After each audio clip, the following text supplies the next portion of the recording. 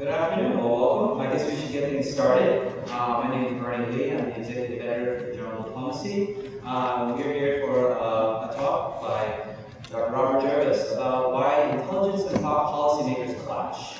And but first, to have some opening remarks, I'd like to introduce Steve Markley, the Dean of the School of Diplomacy, to say a few remarks about the school, followed by Chip Halman to explain why the Journal is doing what we did. Okay? Steve Markley?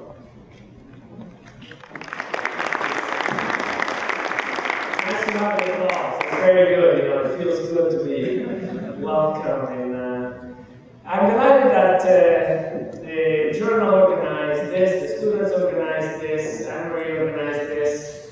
It's a pleasure for me personally to be here welcoming Bob Jervis at Seton Hall School of Diplomacy and International Relations, because Bob Jervis welcomed me at Columbia University many years ago, and we have been in touch all along, and I still retain my affiliation with the Saltzman Institute, so I have a direct connection. But for him to appreciate this particular setting, I think it's interesting that this particular venue is connected to the journal. This Journal of Diplomacy that is really a feature of the School of Diplomacy and International Relations as the new school after the Cold War. There is an interesting ambition of the school, to do international relations in a way that is more overtly, more clearly aware of the global dimensions of international relations. This emerging of the global south, this emerging of multiple actors, this emerging of new actors, emerging of new trends, and the fact is very diverse. It's a very rich, diverse, multidisciplinary crowd that I like very much, exactly because of this dedication to a reading of international relations and diplomacy that is not confined only through the lens of an American perspective. I find that refreshing, useful, important.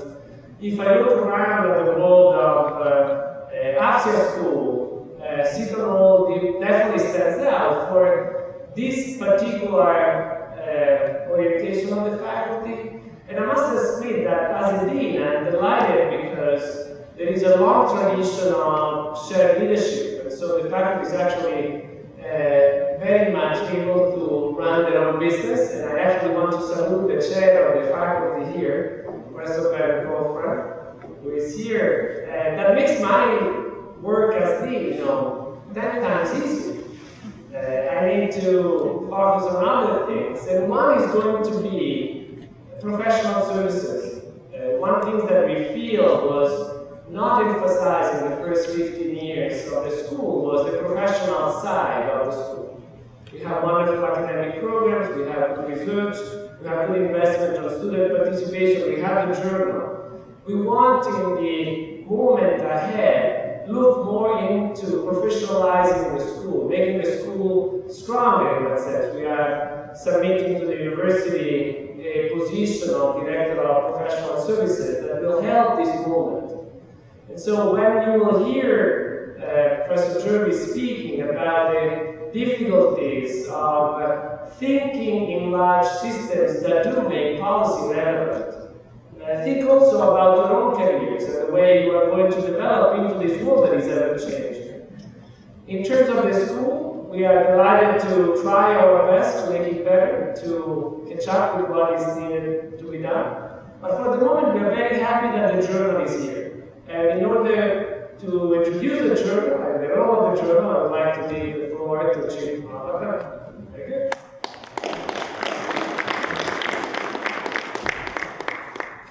Good afternoon, everyone. Thank you, Dean Barley, for your introduction, and to you and the faculty and staff at the School of Diplomacy. Thank you so much for all the support you give to us at the Journal. I'd like to welcome everyone here today, especially Dr. Robert Jervis, who's here for what I'm sure will be an incredibly interesting and engaging discussion. My name is Paul Palmado, some people call me Chip, and I'm the editor-in-chief of the Journal of Diplomacy and International Relations. We're very proud to be hosting this event, and I just want to share one key point about the Journal. That is that in its 15th year, the journal is entirely run by 32 graduate students here at the School of Diplomacy. So on that note, if you are a member of the Journal, would you please stand up and be recognized?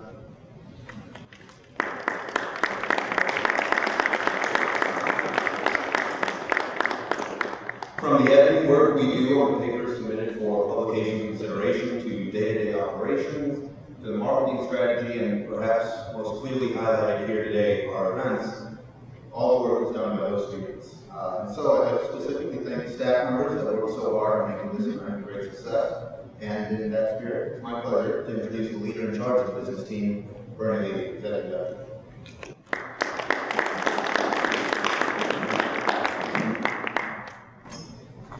Well, I introduced myself earlier, anyway. But anyway, so if you take in IR theory, you take in international security, you had to read his book, International Politics by Robert Jervis. So, and if you had to do anything with policy, you had to read about what he's thought and what his thoughts are, and he shaped policy, he shaped how we think. He gives us a framework with which we, as new professionals going into the field, are going to help convey the message of international relations and our role in it.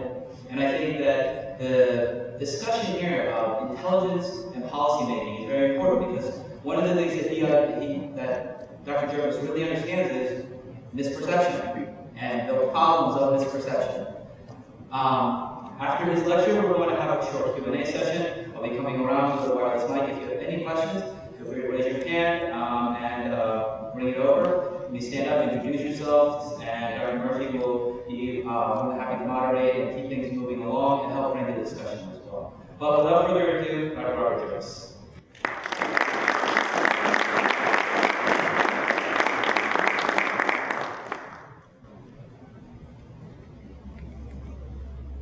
Thank you, Bernie, and thank you, Andrea.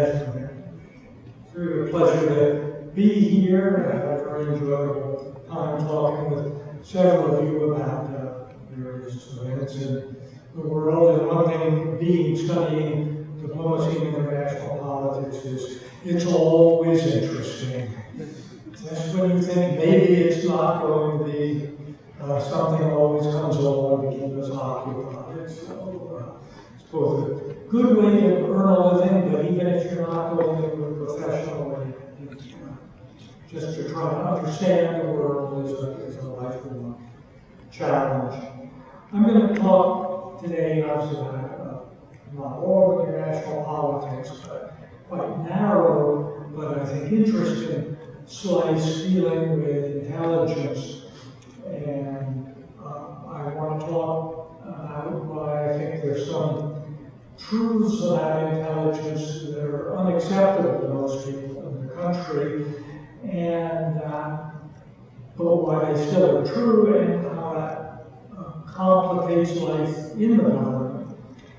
And I'll talk first in the heading of what these are and why it's so hard to come to grips with some things that are obviously true about the role of intelligence, and then relatedly about why intelligence failures are going to occur and what are some of the basic causes, and then what are the sources of tension between decision makers and the intelligence analysts. Now, when I say intelligence, I'm referring specifically to foreign intelligence that is not, the questions of the FBI and domestic terrorism, but some of the same issues come up. I do want to give a little background because what I'm going to say does grow out partly from academic research, especially on misperception, but it also grows out of experience working with the government. That 4 years ago that I care to count, almost 40 years ago I was doing consulting for the CIA about Soviet intentions, something of course that's gone away, and now we of course have to study Russian intentions, so perhaps quite as much of a change. But in the time I was doing that, the situation in Iran blew up again, some things to occur, but this was not nuclear, this was the revolution, it was the Shah of Iran, of course, an American ally, and the person who brought me in as a consultant, academic, had testified a month before things really blew up that everything was under control. So he wondered how he got it so wrong. So he asked me to do the post-mortem on why the CIA was slow to see that the Shah would fall.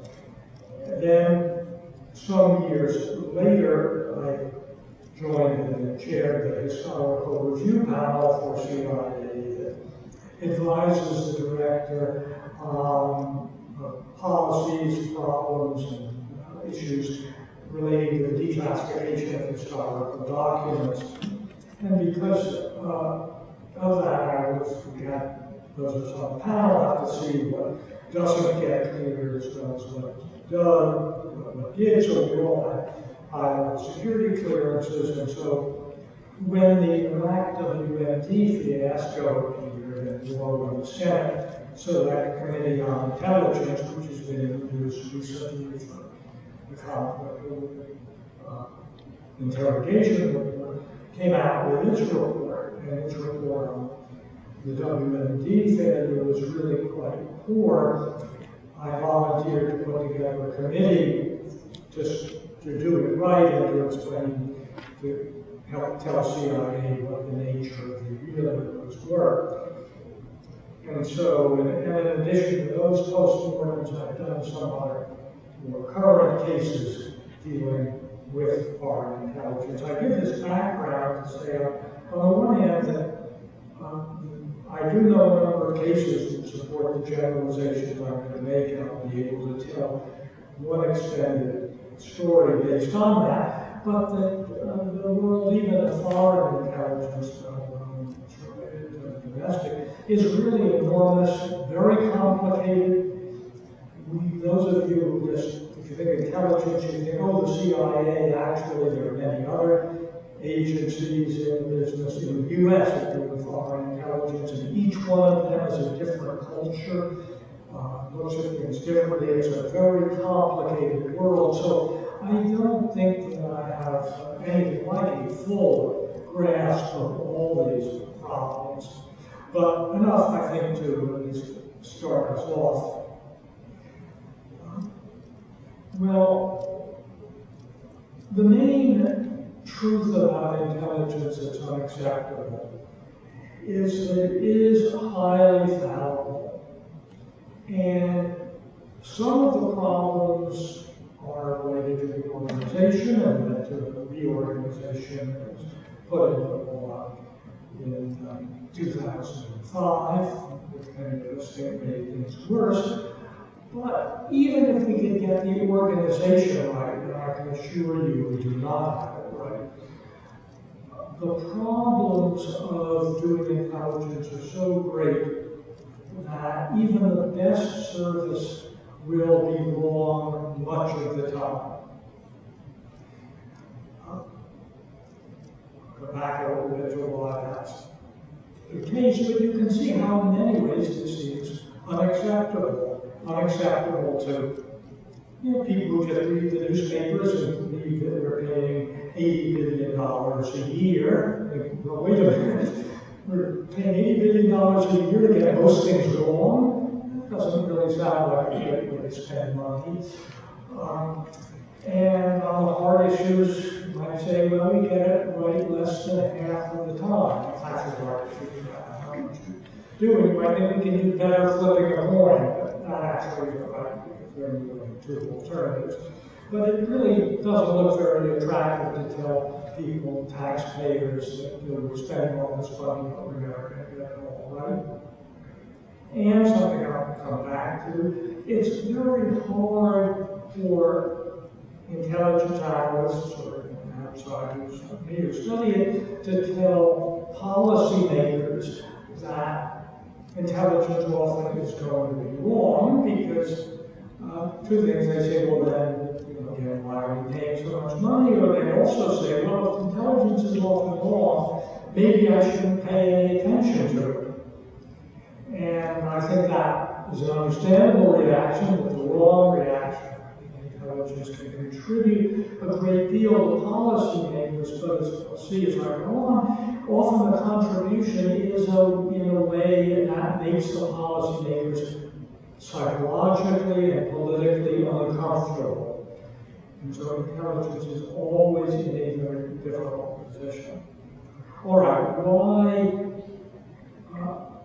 why is it so hard?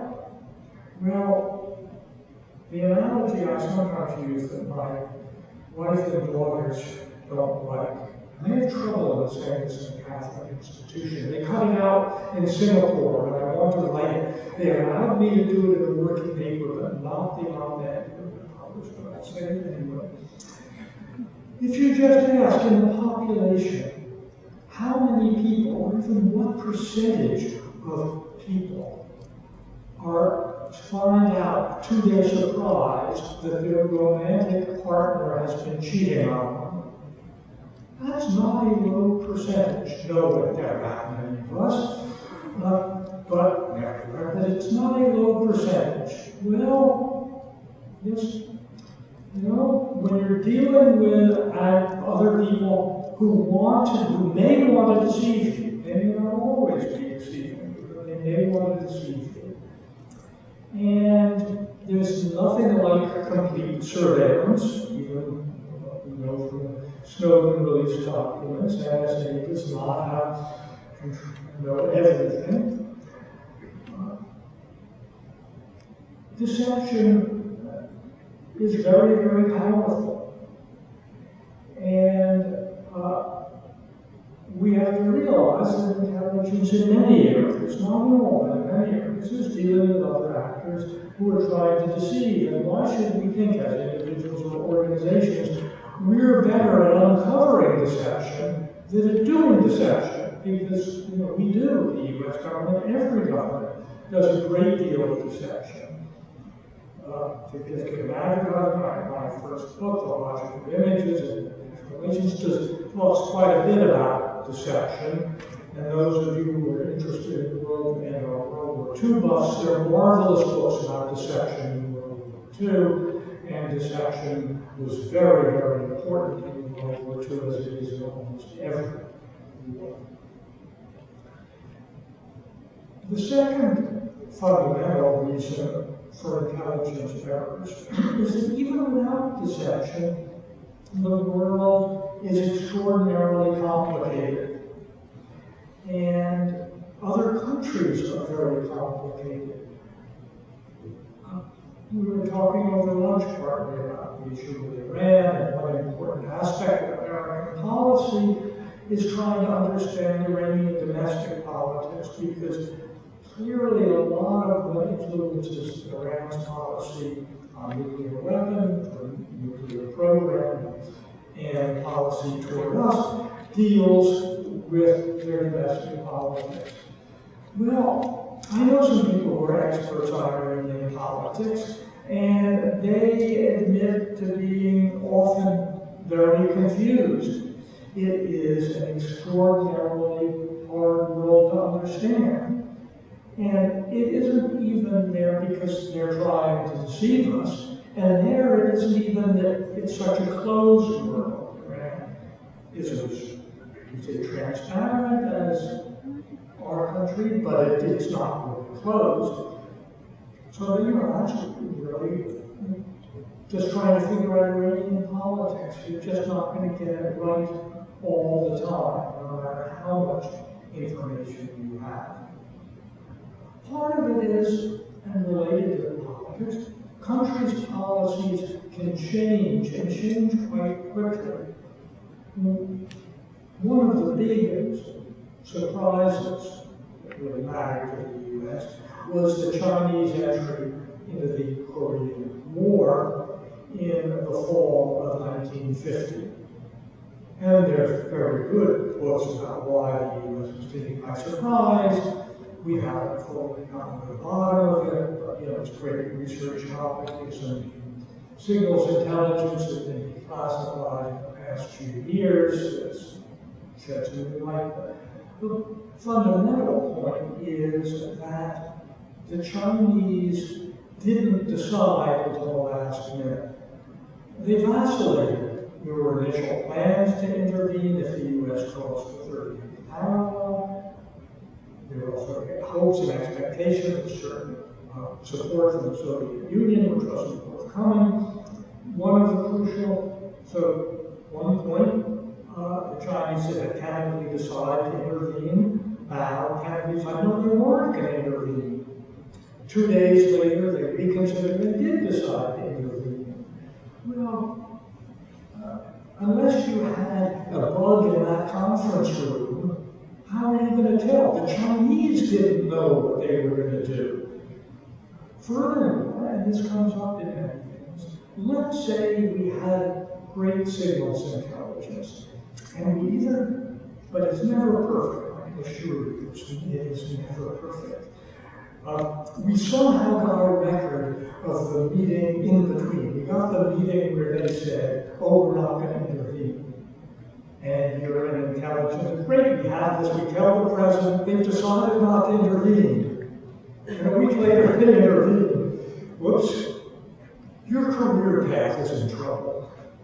But you were absolutely right, given what you learned. And so in that way, getting some information that looks very good can actually be wrong because the other side changed their mind. Another related way which is good, it helps explain why we're often wrong, and why good information can make you even more wrong, is that the information you get may either be deceptive, not to deceive you, but internally. And when it isn't, you have to filter it through your own beliefs. Okay, the two parts of that separate. The first summed up in the really nice phrase in British intelligence officer, I don't remember who coined, or the phrase is sexist, but remember these are British, so it's okay, is that to read a gentleman's mail is not the same thing as to read his mind.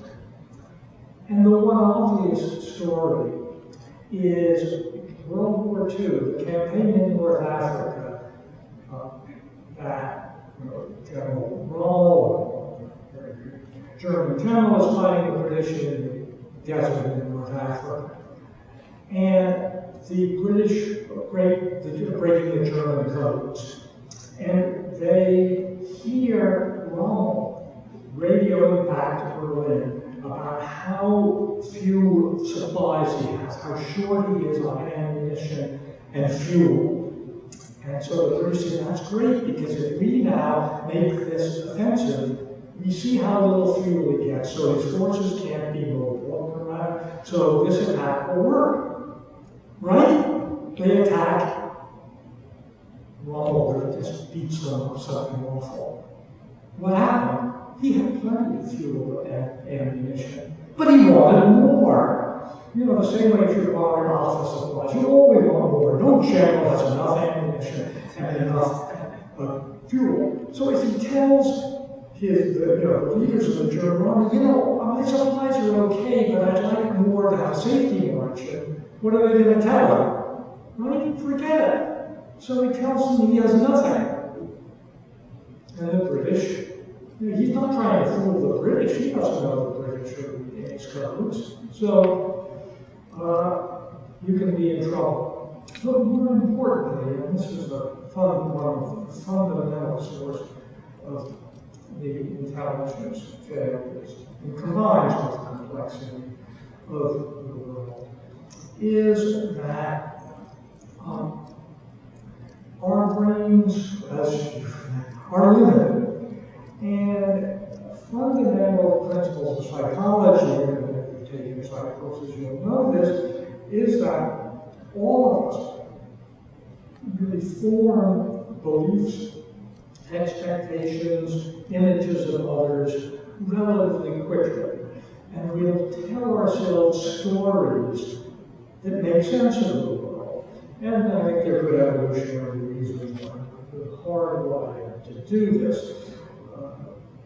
And I think any of you would know, say, either from either doing a research paper or from meeting another person, you're quick to want to get a grasp of the situation. What is this about? Meet someone, what is he or she, like? And in fact, a lot of that gets done subconsciously, and we know now that people often form impressions really literally in a few seconds before they're consciously aware of it. Where do you think of the problems? We're dealing with it on that scale, but we do we look at the information that comes in, and we pretty quickly form tentative conclusions. I don't know if any of you, how many of you have been on a jury? Let's raise your hand. Well, you'll know, and the others of you will know,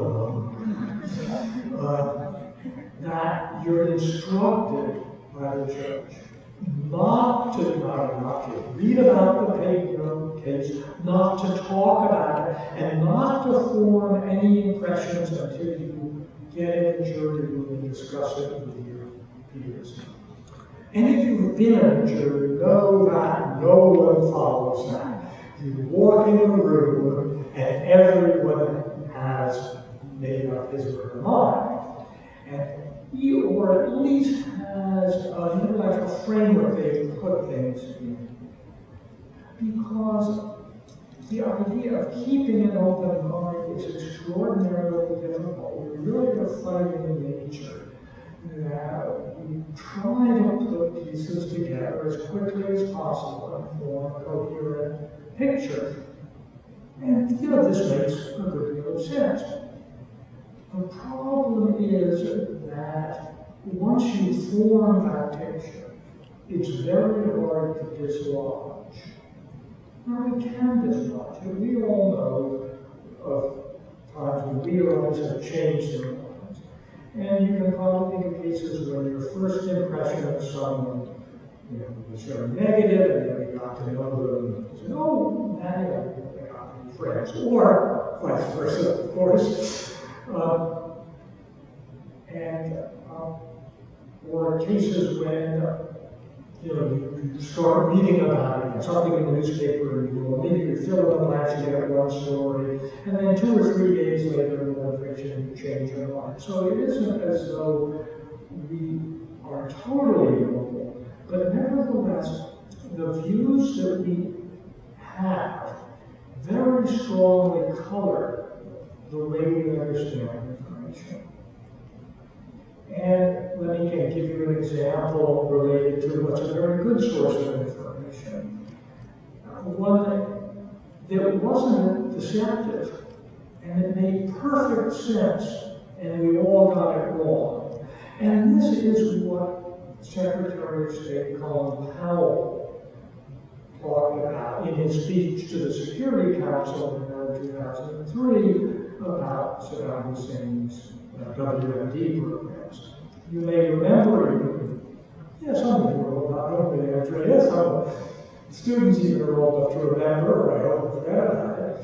He played actually, I think, the draft of certain intercepts between Baghdad and military bases about saying, make sure there are no traces of WMD on your base because the inspectors are coming. Right? Well, that looks like a smoking gun. And see, it shows that there were stockpiles of chemical or biological weapons there. And that's what we all thought. No, that isn't what was there. What it was that there had been weapons stored there before the Gulf War in 91. They've gotten rid of it, but if any of you have technically, you know actually you're going to take the stuff out, but there are microscopic residues that are left. And an inspector comes along with a cotton swab that goes around, checks every place, and goes back and tests. They will find a residue because these things are incredibly persistent.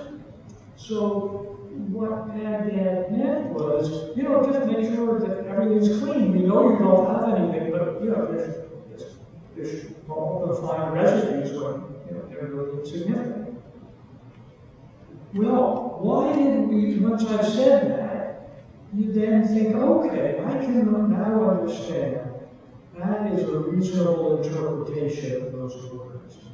But you can only understand that's a reasonable interpretation if you have the alternative framework that there are no WMD there, and they're just, you can't, we think we go from facts to the conclusions, but you can't. You really have to go from the conclusions to the way you interpret the facts.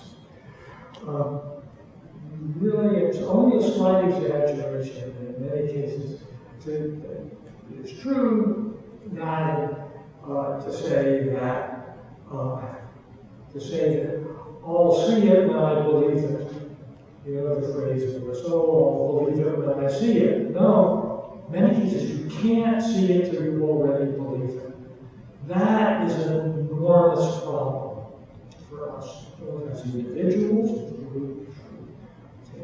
very much related to the process of information, and an enormous problem for the government, because you get what we call early cognitive closure, and that framework colors everything. When you're right, it's great because you get there and it's a little bit of information and you tell the decision maker you're really ahead of the game. But because you're making decisions on fragmentary, forming impression, on fragmentary information, you're often going to be wrong. Let me tell you one story which has happened, and this relates to the Iraq WMD story. And this is drawn, I was drawing my book, Why Intelligence Fails, and it's related to the work I did for the government on this. A big part of the WMD, of course, was nuclear weapons. A big part of nuclear weapons, our beliefs about the program, was related to the so-called aluminum tubes. These were tubes for centrifuges, that we thought were for centrifuges. In the summer of 2001, that is before the terrorist act, we actually got a boatload of tubes that were destined for Iraq. I mean, we actually not only intercepted the communication, we intercepted the ship. So we had these aluminum tubes. And the question is, what were they used for? What were they intended for? And the shipment initially went to CIA, and there was literally one person who was their centrifuge expert.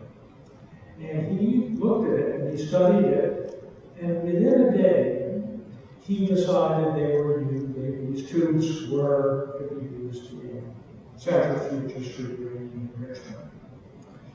And this was important news. And within a day or two, it went through the entire CIA. It actually went in the president's state brief. The president was informed of this.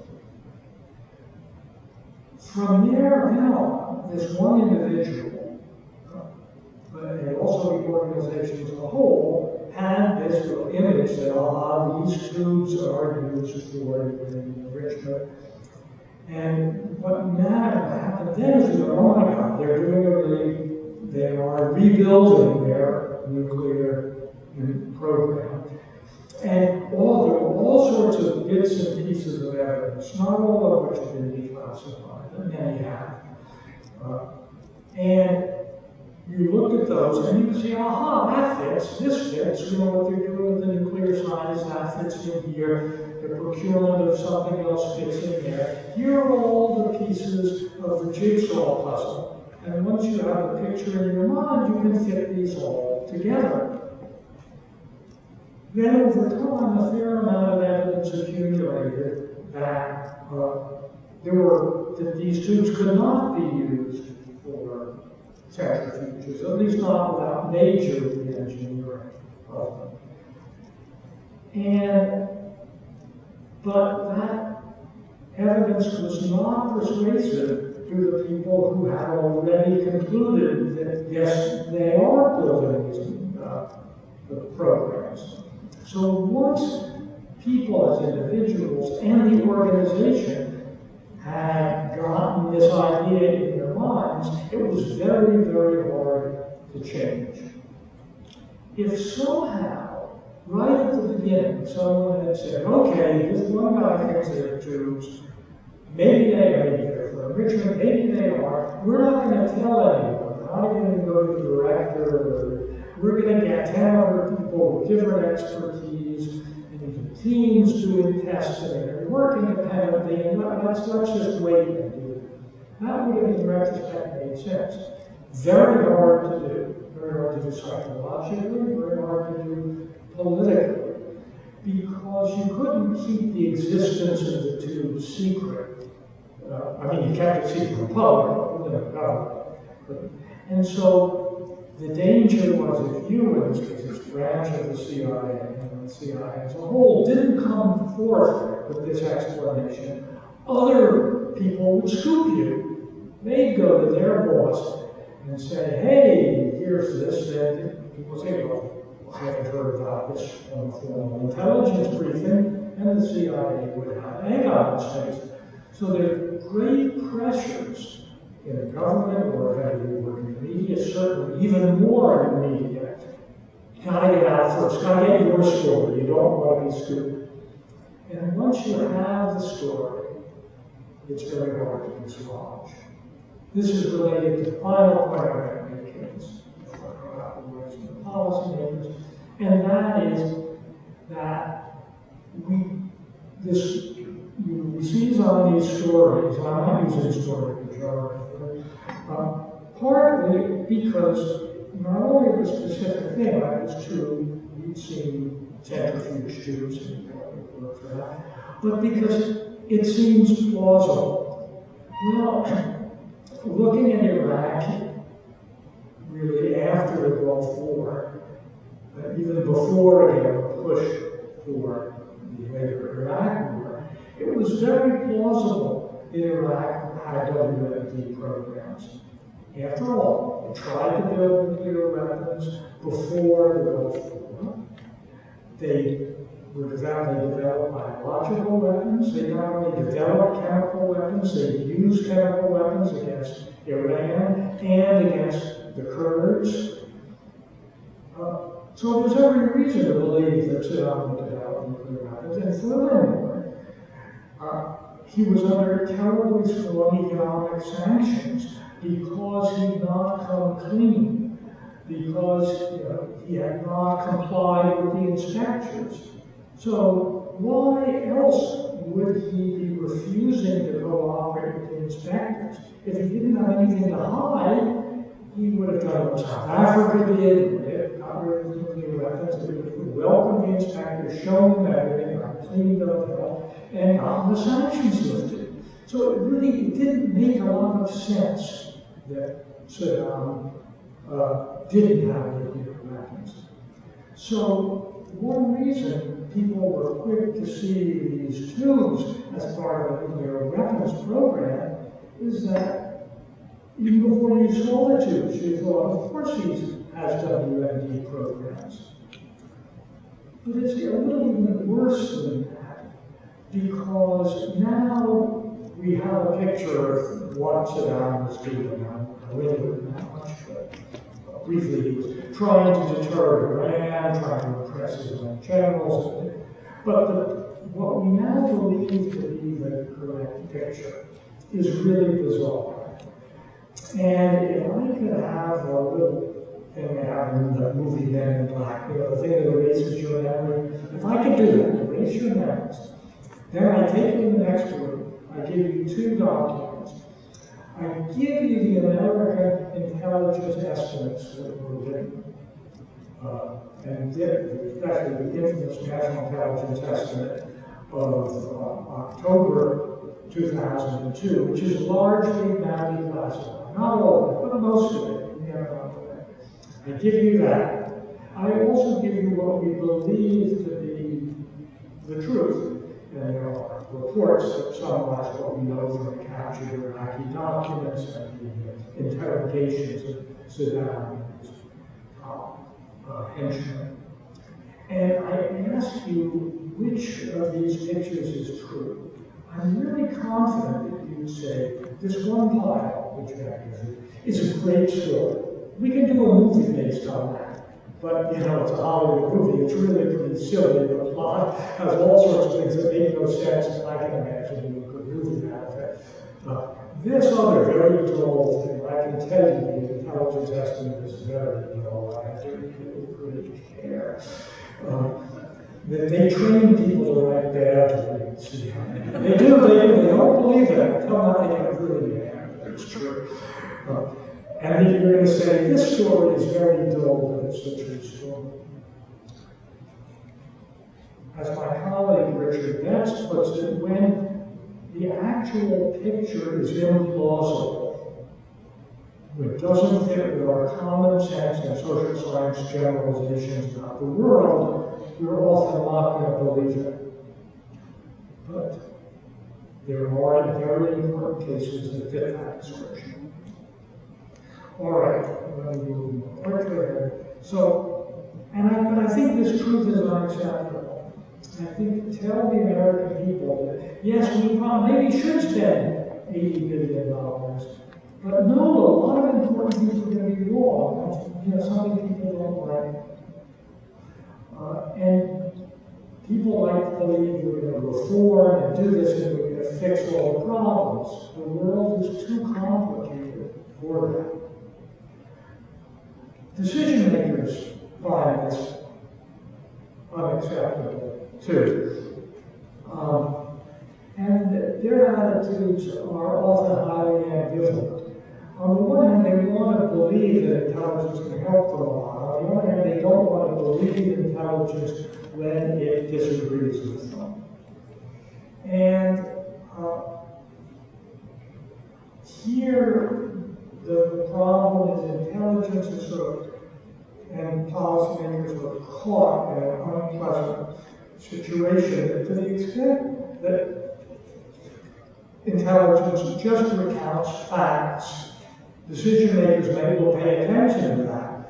But really, the importance of the payoff is to then take all the facts and make sense out of it. And when the decision when intelligence does that, policymakers often say, well, no, just tell me the facts. I'm going to put it all together myself, which often may do quite badly. And so you get in this cycle where policymakers sort of get from intelligence the facts and then do things with it that they're not equipped to do. And then when intelligence provides more analysis, that decision makers may often discount that. And there are several reasons for this. One is to quote, some of you have gotten this, Murphy assigns in that article, but I'm going to read the quote anyway. It's too good to pass up. This is from Lyndon Johnson. President.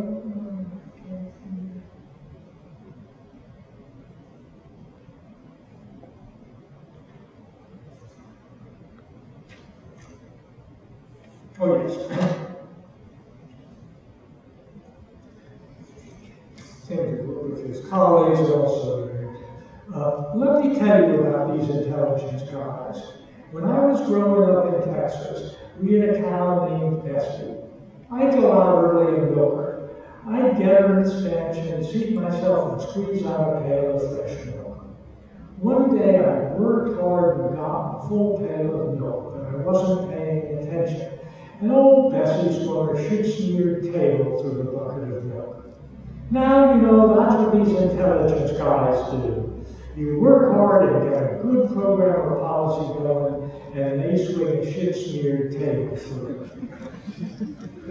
Johnson was the only one to put it that way, but he was not the only one to believe it that way. That the problems in the mindsets of decision makers and policymakers are in sharp conflict. Policymakers need to get a policy going. Often that may not be a good policy, but they need a policy. They have to do something, often quickly. The job of intelligence is to stand back, not to judge the policy, but to look at the world and partly say whether it's working, or what the adversary is likely to do, or whether it conforms to the policy.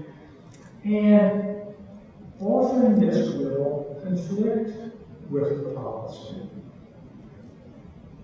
And this is not always the case. There are other cases where they're able to go to a policymaker and say, hey, things are going better than you think. Or cases when they can go and say, here's a real opportunity for policy, you know, this, and it shows a vulnerability, or it shows that they're ready to cooperate on these issues that we do this. So, you know, intelligence can help the policymaker. But often, they're bringing bad news.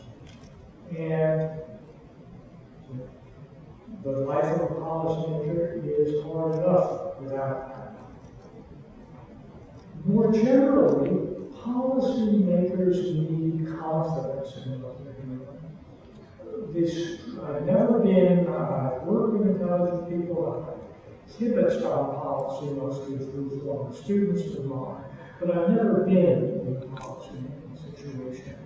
But I've been close enough, and all the memoirs are really convincing on this, in part because they don't stress it, they say it offhand.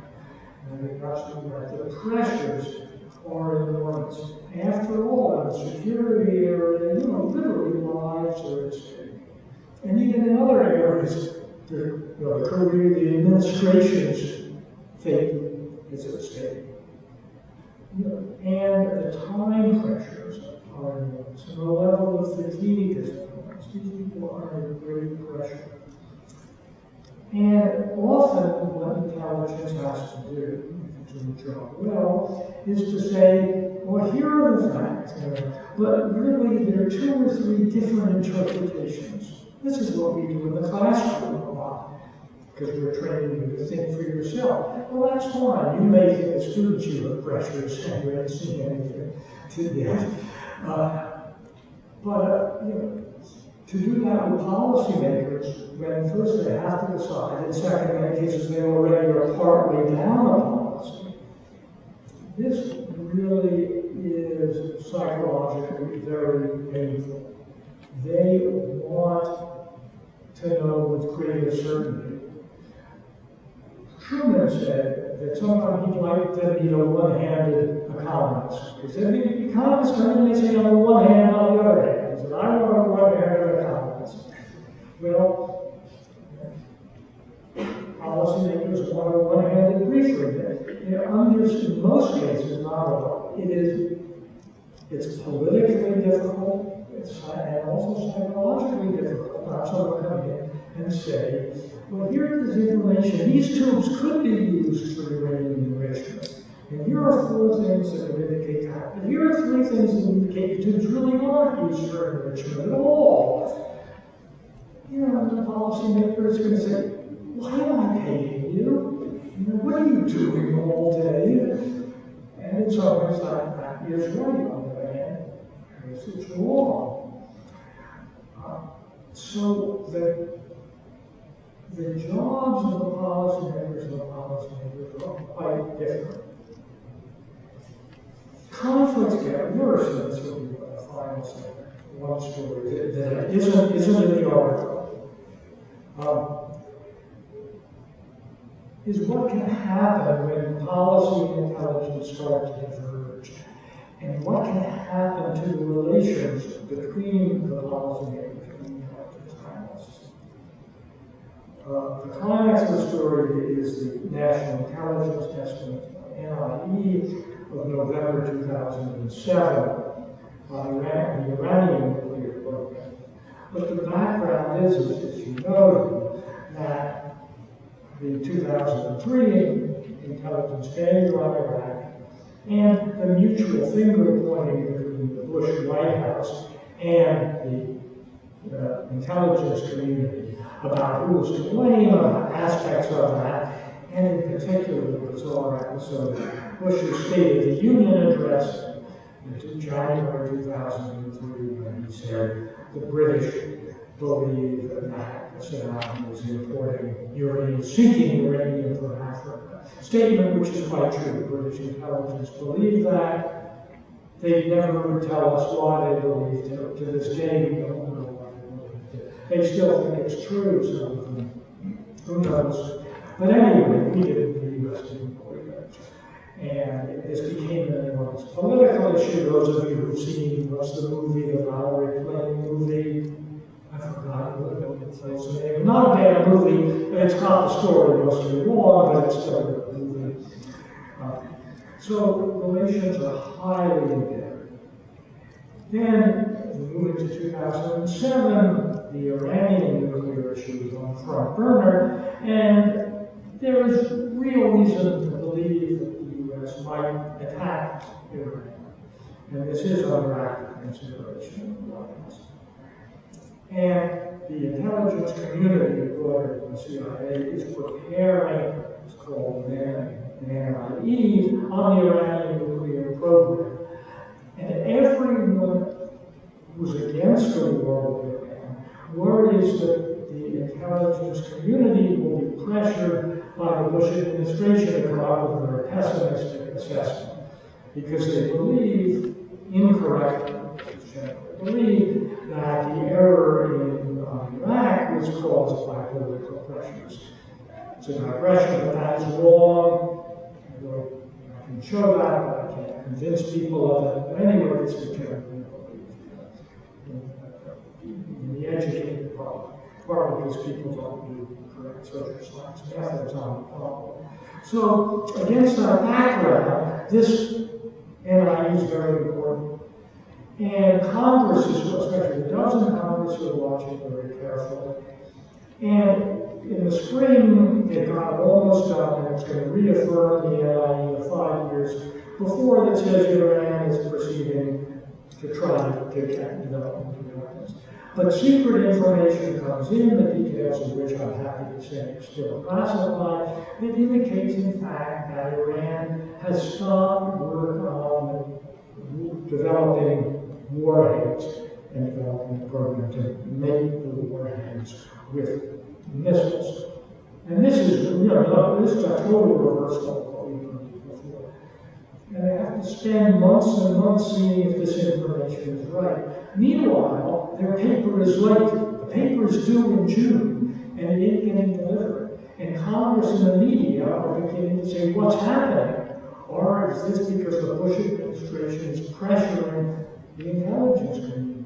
Because the media and the Democrats in Congress are saying that, the people who are writing the estimate don't do what they usually would do. They usually would give the State Department and the White House heads up as they run along. They normally say, we're not sure of our conclusion, but look, we think it's going in this direction. But they don't want to do that because they're afraid they'll get open to political pressure or they'll be accused of being political. So they keep, and also they're not sure this is right. For months they think this may be Iranian deception. So they don't brief this downtown. By the fall, they're convinced it's right. That really Iran has at least temporarily altered. Furthermore, they're told by the Director of National Intelligence, Admiral McConnell, that everything about this estimate will be kept secret. Because previously, in the aftermath of the 03 thing, a number of estimates have had the key judgments, the conclusions released. McConnell assures everyone this will not happen in this case. So what happens? They write the estimate as though it's going to entirely be kept secret. And I know because it's like happening. The estimates now call in outside experts to read them when they're completed, but to write the 1 or 2 page comment on that will be included in the overall policymakers. And Dick Betts and I were called in to do this, and it was the Friday after Thanksgiving, and we were down at CIA, and we're almost the only people in the building because, and we read it and we say, oh, there's some problems in the way you've expressed this, and can you make some changes? Well, no, it's already, you know, this is going to be politically explosive. And then, what happens is, and I'll read it goes over to the White House on Saturday, people read it, and they say, oh my God, this is going to be distributed within the government and given to Congress on Monday. It will be in the New York Times, it'll be in the Washington Post by Monday evening. This is a complete disaster. What can we do? Well, all they could do was, contrary to the promise that was given, declassify the so-called key judgments. They're on the way. Take the security designations off. In the classified version, you have all sorts of nasty things on them, saying how highly classified, and release it. Well, why is this so bad? I will tell you, I'll just read you the first sentence. The estimate was, I think, largely correct. It says, we judge with high confidence that in the fall 2003, Tehran halted its nuclear weapons program. We also assess with moderate to high confidence that Tehran, at a minimum, is keeping open the option to develop nuclear weapons. But that first phrase, we judge with high confidence that Tehran halted its nuclear weapons program. Oh my God, that is 180 degrees opposite from everything what policymakers had been saying. Furthermore, there's a footnote. And the footnote is as follows. For the purpose of this estimate by, quote, nuclear weapons program, close quote, we mean Iran's nuclear weapons design and weaponization work and covert uranium conversion-related and uranium-related and uranium enrichment-related work. We do not mean Iran's declared civil work related to uranium conversion and enrichment. First, it's hard to read that damn sentence, right? Not well written. Second, it's gobbledygook to anyone who isn't on top of the issue. This was written to be kept totally secret. It's written for the people deeply involved. They understand what this means, although it takes 2 readings, which is what it shouldn't have. No one else understands it. What you say, oh my God, they've completed, they've halted all the nuclear work. No, they're continuing the enrichment. But when you read it, it doesn't look that way. So all the newspaper stories are about the halt, and they don't distinguish, they don't pick up the footnote. Iran is going full bore converting, enriching uranium, which is the crucial, the long pole in the tent to get nuclear weapons. What happens is, too long, well, the people in the intelligence community are furious because they've been promised these things were going to be kept secret. And the White House releases it. First, really perhaps blowing some sources. Not a good idea to release this from a security standpoint. Second, it opens them up to incredible political pressure. Though all the conservative newspapers blast the intelligence community, even by name. A guy I know who coordinated this and wrote it ends up with his name smashed all over the editorials in various newspapers. Not what he signed up for. So they feel betrayed by the policy community. The policy people feel betrayed by the intelligence analysts. They feel that intelligence was worried that the Bush people were going to war with Iran and cooked the estimate to prevent that, and then kept it secret from the White House until the last minute to embarrass them. And I know because I spent a part of the week going after that, back and forth between my friends who'd written this and political appointees of the administration, trying to convince each group that no, it was it shouldn't have happened this way, but it really wasn't malign intent on either side. And I made no headway at all. Each group was convinced that they'd been sabotaged by the other. Now, this is not the way things always are, but there is an inherent clash between intelligence and policymakers, and it's one of the things that makes life in the U.S. government and life for American policy interesting, but certainly difficult. Thank you.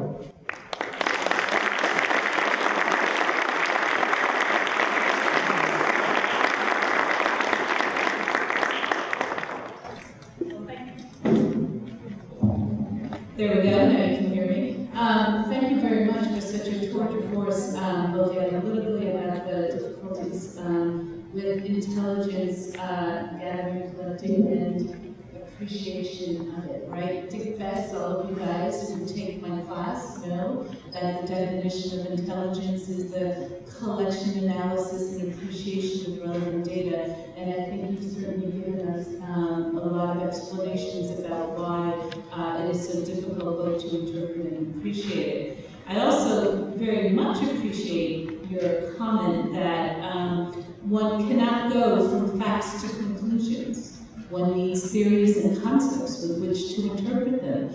I start off all of my classes discussing our need for theories and conceptual models, and my students' eyes kind of roll back. But I think that your discussion today has really reinforced the importance of using our conceptual tools to spin out hypotheses, generate different ones, and subject them to real scrutiny before deciding upon what constitutes a fact. At this point, I think that I could chat all day, but we don't have that much time left, so I'd like to call upon the audience if anybody has questions for Dr. Jervis. If you could just come up, Bernie, we'll get you the microphone. It'd be great if you could introduce yourself. Good evening, I'm Chris Morrow. I'm a finance student and also a master's student at the School of Diplomacy. One of the things you touched on was sort of this divide between the intelligence community and the policymaking community. Of course, another example that jumps out is how George Tenet really took the fall during the So Civil War. it's hard the acoustics are hard, my hearing isn't great. So. Sure. Yeah. One of the other examples that could be used to sort of this divide is that George Tenet sort of was the first one to really take the fall as far as the Iraq War with the initial national intelligence estimate. When you sort of analyze some of the failures in Iraq, for example, what was going on with the NIE, first of all, the relative speed that NIE was written, I think it was in 2 or 3 weeks that was written, something that normally takes 6 months, if not a year to do. When you consider, for example, when CPA order number 1 and 2 with Paul Bremer and some of the differences between the state and the DoD at the time, do you think a lot of these examples are ideas of misinformation, or do you think they are just sort of this continuation of the narrative of the Bush doctrine? I'm sorry, I couldn't get the end. Was some of this misinformation, or was it based on an interpretation of the data according to the desires of the Bush doctrine? Yeah. Well, I think most of the intelligence, here we have to separate the intelligence and the influences of the intelligence people and the influence of the policymakers. I think it is true that when we look at the policymakers, most of them came into office with the belief that terrorists, in the conception that we now have, were not highly powerful, and that terrorists could only do damage if they had close connections to states, and very powerful states. So I think it's pretty uncontested that I guess on September 12th, that Bush was telling people, look for the connection to Iraq, because he couldn't believe that a group of terrorists without a powerful state connection could do something like September 11th. So, although I don't think it's correct to say that the Bush administration was set on invading Iraq before September 11th, I think their general view of world politics, the centrality of important states and downplaying what we now believe in person were independent terrorists, that very much led them to believe that there was a connection to Iraq. And I think for the intelligence analysts, they didn't necessarily believe that. I think for them, it was both the general plausibility that Iraq was rebuilding WMD programs, combined with a lot of information, that each bit of which is fairly inconsequential, but when you add them all up, could add, or did look like they were adding to a WMD program. It turns out some of that information was indeed, some of it was right but misleading. Some of it was false, and the most famous bit of false information dealt with the Iraq bioweapons program. It was emigre in Germany, it was coded curveball, and we had all sorts of information. We don't have the full story of what we know. What we think is he was making it up, getting it off the internet, and out of his own imagination. But he wasn't giving it this information sort of because he was set up by anyone. He wanted to keep getting paid, he wanted German citizenship, and all the rest. So I think the views, how the analysts got to their conclusion and how the Bush high-level people got to their conclusion were by two quite different routes.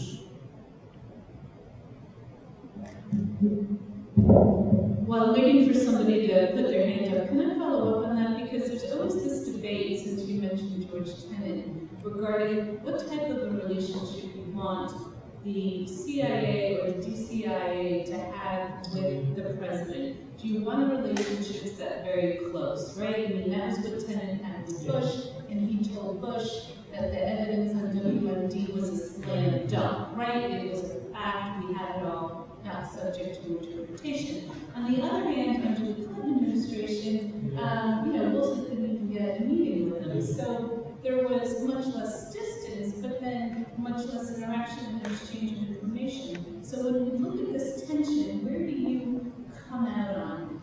Too close?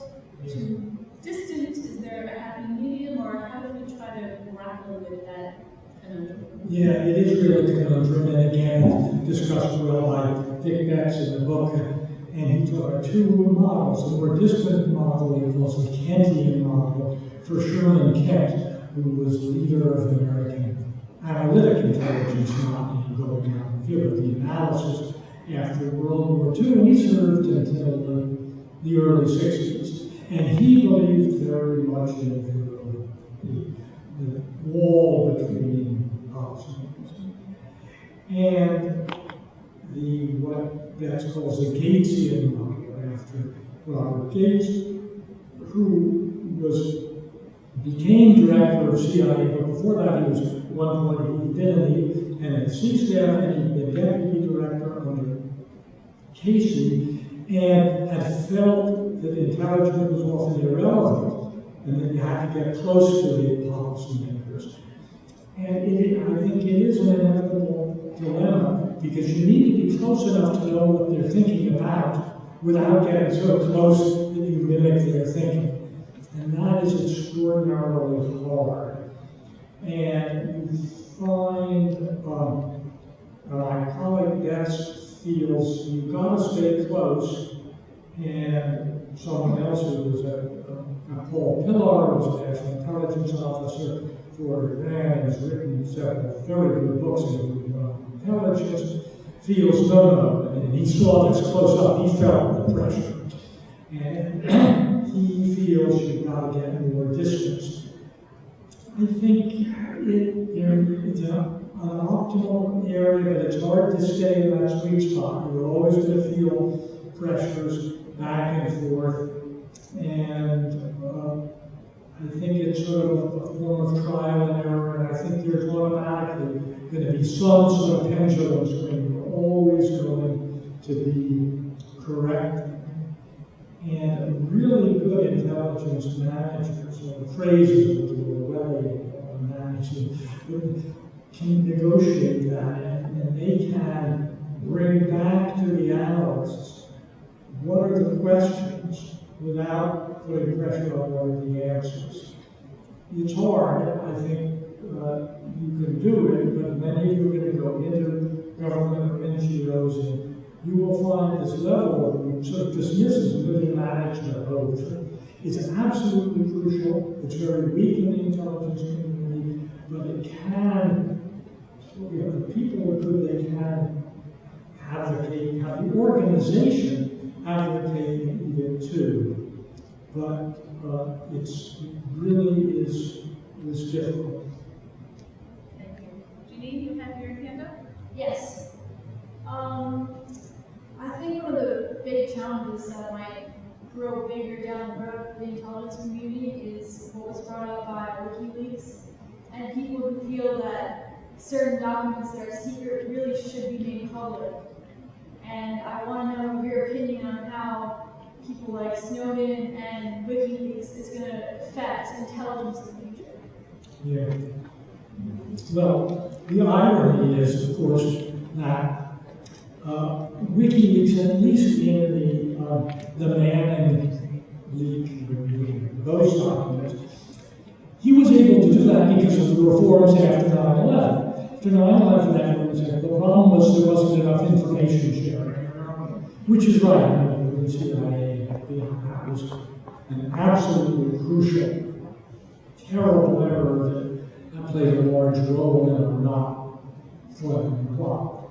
So they said, let's avoid stovefights, tear down these barriers, and as a result, Private Manning had access to an incredible range of information. Now, it was only at the secret level, we didn't have top secret level access, but he had incredible access to all this cables, some intelligence, State Department, from the entire world for a period of 10 years. You could download, he didn't download all of it, a tremendous amount.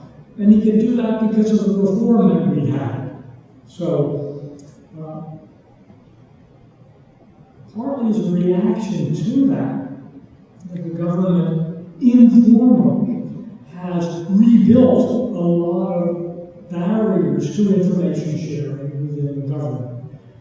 Some of you may be old enough, some who've been in the government and know others may, but technically you get top secret, get code words, you get access to signals intelligence and some human intelligence, and you might think, okay, it's got this top secret SCI, and you think, oh, that's the top, but it isn't. Once you get to that level, there's sort of special compartments for the intelligence on various operations, various sources of signals intelligence, various human sources. And so what's happened is we vastly increased the number of compartments. So you can be working in the government and have, say, the TS, SCI, but you have to be read into each compartment before you access it. So I've been in meetings, and we're sitting backgrounds, and we're talking about something, but the problem is only half the people in the room are ready for the compartment. So you can't talk about what's the most valuable source of information, and this is supposed to be the working group that's doing a lot of the work. This is not a great way to run a railroad. So the reaction within the government to WikiLeaks is partly rebuilding the walls in a way that's very understandable. I mean, it's partly also done for sure protection. You know, information is power. I'm in this compartment, you're not. Nanny boo-boo, I'm more powerful and important than you are, right? We know, it's junior high school all over again. But there's a real reason for that as well. So that's one problem. Another problem is it does reduce trust in the U.S. and foreign governments. I mean, we had a number of ambassadors that had to be recalled because people read what they were saying about them. It had at least a temporary, it's very hard to tell if it's a long-term effect, as I was told, of information drying up. People not being willing to talk to, not so much our intelligence, but the diplomats as seriously. And so, you know, this is a problem. On the other hand, you can look at some of this and say, do we need to have all this material classified? I read a lot of the cables and think, yeah, there were good reasons for not making it public. You can't do fully public diplomacy. So I think on the Manning thing, at least in terms of all those cables, the Iraq and Afghanistan is a different issue. But on all the diplomatic cables, it's unfortunate that they came out. The Snowden leaks, of course, are again a sort of different category, but it makes life very difficult. Whether it's done lasting damage, hard to say, and the balance between openness and secrecy, again, like the one you raised, is one we're never going to get completely right. It's clearly going to be a pendulum swing, and there are enormous costs either way. And I would say, irony, if any of you are students but are still in the government or the military, we have a number of those on active service, technically they can't access WikiLeaks.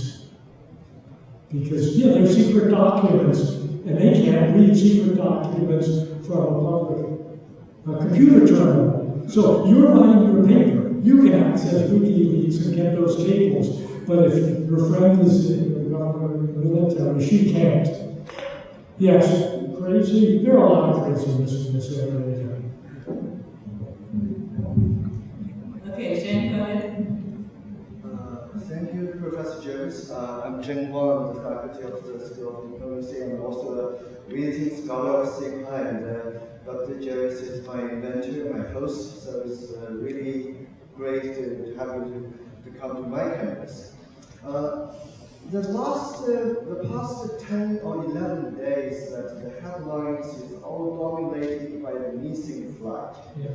And it's raised two questions, at least I think, related with the intelligence. One is the capability, the technology of intelligence. People are asking, in a country like the United States or China, you always talk about you have advanced technology, but why you cannot locate such a big plane? And the second question is about cooperation of intelligence between different countries. China blames Malaysia, Malaysia blames other countries, including China also. There's all different kind of conspiracy theories in China about the United States, and it's also guessing about whether it's the domestic politics of Malaysia, and nobody knows what kind of the outcome of this incident, and it could have a major impact on the relationship in this region. So I really want to hear your comments about this issue, especially related with intelligence. Yeah, there's something, I've followed some of this. There are several different parts. One, a tendency to believe conspiracy theories. That it's part of, I think, as they're putting all the pieces together. I think, first, the tendency to be prone to believe conspiracy theories. Probably varies individual to individual, and probably varies from some societies to others.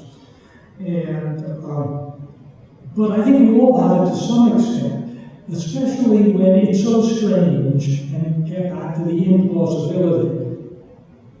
It's sort of implausible that the pilot sort of would just have gone crazy and done something bizarre. So we say, no, it can't be that.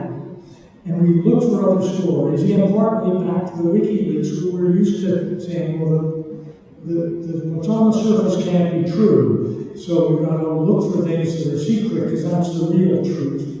So I think in this case, it's, so those two layers lead to the conspiracy, and then if we overlay, say, China, Malaya, various things, you could easily probably think of some things from the Chinese standpoint that wouldn't occur to me, but we could imagine that they would think of for special reasons why there could be a conspiracy here. It is interesting about what intelligence knows and about. We were chatting over lunch. None of us know, and I don't know, so therefore I can talk about it here without worrying about having to mislead you or watch my tongue. That, the U.S. intelligence community has enormous capabilities, and I don't know what we have. It could be that, for instance, we know that the satellites are not only taking photographs, they're also radar satellites. So does the U.S. government have access to radar tracks, which normally, it never pays any attention to its noise, it's just, mountain, but that you could go back and it could go back and say something useful, but if they do that, then will we reveal capability that's really, really super secret? Could it be that we are tracking every plane in the air at every point throughout the world? I doubt it. I don't know. I'm not crazy. That wouldn't be a good one. Given what we know from Snowden on NSA's capability, it wouldn't be it wouldn't be something that would make me say, oh my God, that can't be true. So there may be capabilities there that we haven't tapped, and the government has a terrible dilemma of whether it can use this to make it public. And I think that's a real problem. I think maybe also the Malaya thing, I found it bizarre that Malays watched a plane fly over the peninsula. It was an unknown plane, and they didn't say, shouldn't we do something? Shouldn't we at least contact the plane? To be honest, it would be just call it up, let alone you don't even have to scramble the fighters. And then, really bizarre, that they didn't tell anyone about it and spent 5 days searching, wasting that. So I'm confused about that. But you should say a little bit about what's going on. A group of the graduate students and Dr. Jervis and I were just chatting about this, and they asked me my take on this from the domestic politics of Malaya, and I really didn't have much to say, so I'm a little embarrassed. Other than to say that you're talking about a country that has not been subject to a lot of international scrutiny, very elite-based, not subject to a lot of accountability from below. It's my sense that they did not know very much of what was going on, and they are now extremely embarrassed to have been found out. But I don't have good data to back that up. The other thing is related not only Malaysia, but in this country. It is incredible what the government knows, but that statement personifies the government. And what's incredible is what no one in the government knows. What I mean by that is incredible information that is incredibly dispersed all over the government. And the coordination problem, the information overload problem, is absolutely fantastic. That 6 weeks ago, I was talking to a group in the Pentagon on the Iranian negotiations with Iran on various things on it. And I mentioned a report that I read about in the Wall Street Journal, done by David Albright, who does this technical stuff, for the government, and I have not actually seen the report.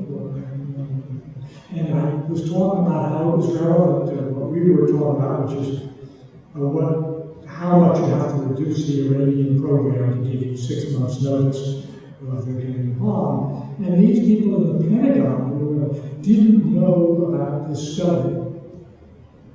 So someone else first someone else in the government had commissioned it, probably the intelligence community, and they hadn't read the Wall Street Journal, which is the only New York content carried the story in the journal. And so, oh my God, I should get that. And yes, and then later I thought that this report was confidential. In fact, I'm not a George area. I couldn't Google it there because we're in a room where you can't have any electronics, but go out on the street and Google it, and there the damn report is. And they didn't know it. And it wasn't that they were stupid in any way, but probably my even smaller same thing. For the government to find out what everyone knows is very hard. Partly people think others know it. Why should I tell you that? You already know that. Whoops, you didn't. So it is. It's a problem. So sometimes there's not enough information. Yes. Sometimes There's too too much much. information. Do you have a question for that? Hi, yes, my name is Bobby Goloski. I'm a senior undergrad here. And you discussed the amount of pressure with which the intelligence community is presented with.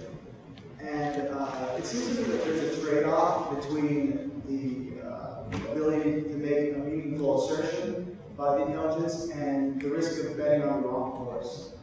And I want to know if there's any methods or institutions within the system that can help give some assurance to the intelligence community so as not to decrease the integrity of the information that they can provide, at the same time protecting their accountability with the information they present with the system. Well, there are a couple of things. One is they've tried to get more precise in judgments of how confident they are. And if you remember, the document I read you has the sort of stilted language that we judge with high confidence, and then we also assess with moderate to high confidence. Well, before 9/11, before the Iraqi intelligence, the government found that these terms were being used very imprecisely. And in Great Britain, it's marvelous, they found that words like likely or confident, that the policymakers were imputing certain value to those words and they were different. And you would ask the intelligence producers and they said, oh, we just use those terms interchangeably. We change them for stylistic reasons. So there is, again, this is public, in the NIE, a chart that says when we say high confidence, we mean this percentage. And when we say moderate, that would mean that percentage. So they've tried to do that. On the other hand, that this question of when you present alternatives, when you say not only how confident, but why you're less than confident, that's much fuzzier. And don't forget, a lot of the information goes by briefings, not by these formal assessments. Indeed, the NIEs are considered the capstone document of the intelligence community, but they're never read by anyone who matters because they're 30 pages long. And as You can't assign a policymaker to read a 30-page document. Just Obama. But I have assigned my graduate students Yes. to read some of them. Absolutely. They'll read them. And Obama actually reads them, which is impressive. I mean, not all of them. And he reads them kind of stuff very carefully, because the guy was at a briefing, picked it up and said, now tell me what this paragraph really means. And he selected the paragraph that was a fudge when they couldn't agree, and they came up with this paragraph that really was on an important issue and less clear than it should have been. That was impressive. But most policymakers don't have time to read these, so a lot of the information comes from briefing. And some people being briefed will push the outline to, I don't give me the 60%. Yes or no. And partly, the decision of the guy, he or she has to make the decision. And what was interesting about the Osama bin Laden raid was that a lot of the people around the table were sort of went back and forth as the intelligence judgments, for bizarre reasons, seemed to flip on the exact percentage.